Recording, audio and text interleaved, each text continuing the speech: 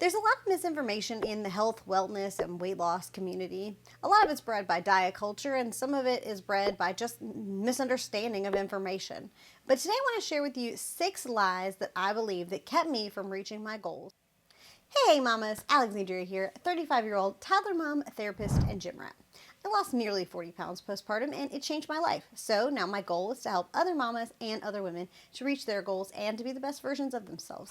And today I want to share with you these 6 lies that I believed. Number 6 was a huge one for me and it really kept me from reaching my goals. But once I knew the truth, I was really able to set myself free and become the person I am now. So let's get started. Lie number 1, there's only so many hours a day. Okay, yes, that is a true statement. There are only so many hours in the day. But the question really is, what are our priorities and how much of our day are we spending doing different things on our to-do list? I'm sure we all have loaded to-do lists. I know I certainly have a to-do list that's 10,000 miles long.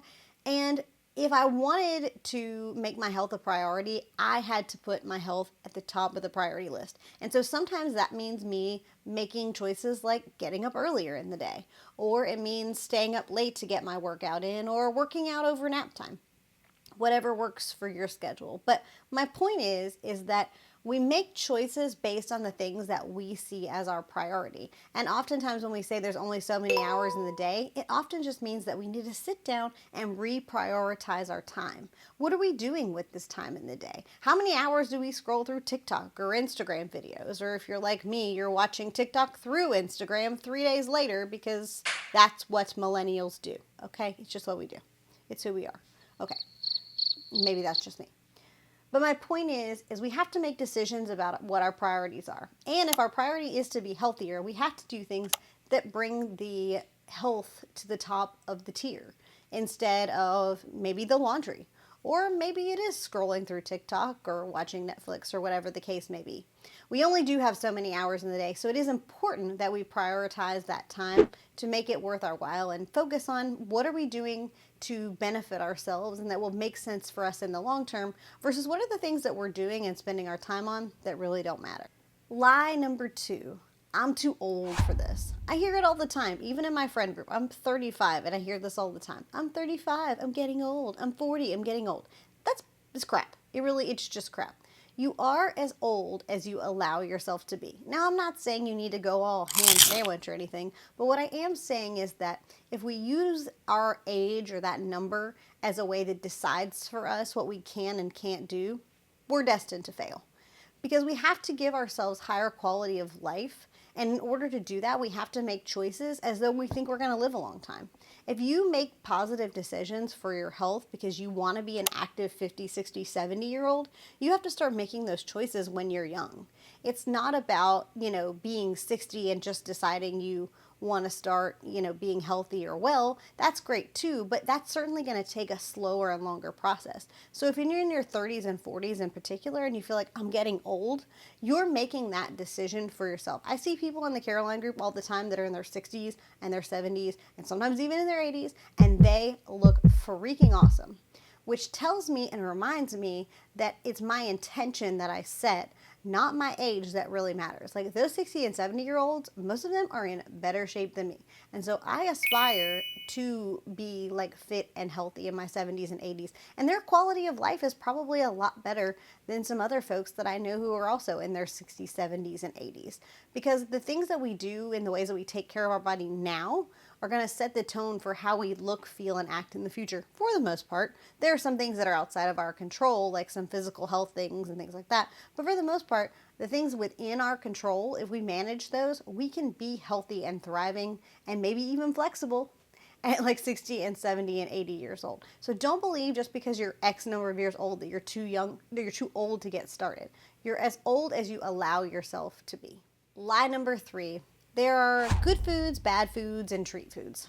I believe this food dichotomy for a really long time, and it was really hard to break because a lot of diet culture dictates what we feel about certain types of food.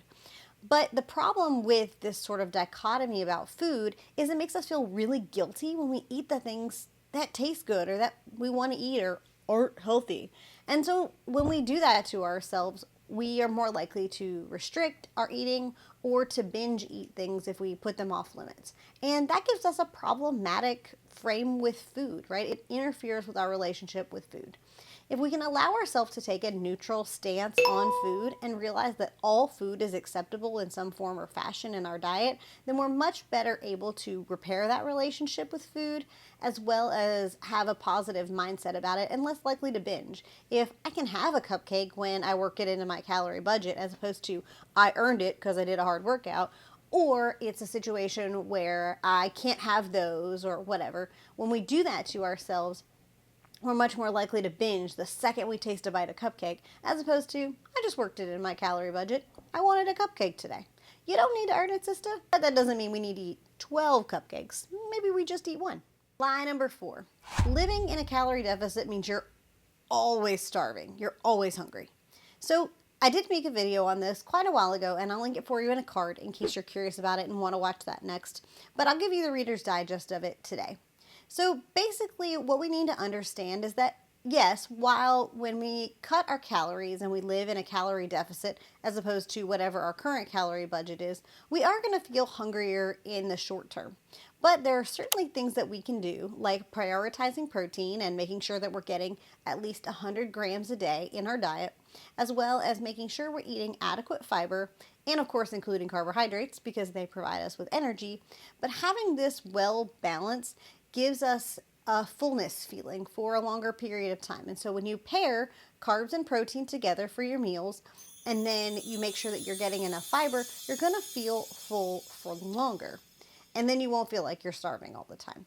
So it's really important to remember that the quality of foods that we eat matter into our level of fullness. And for me, when I first started to lose weight, I definitely fell into that camp of just like eating whatever fit into my calorie budget. And I didn't realize the importance of making sure, particularly I was getting enough protein, I was getting enough fiber.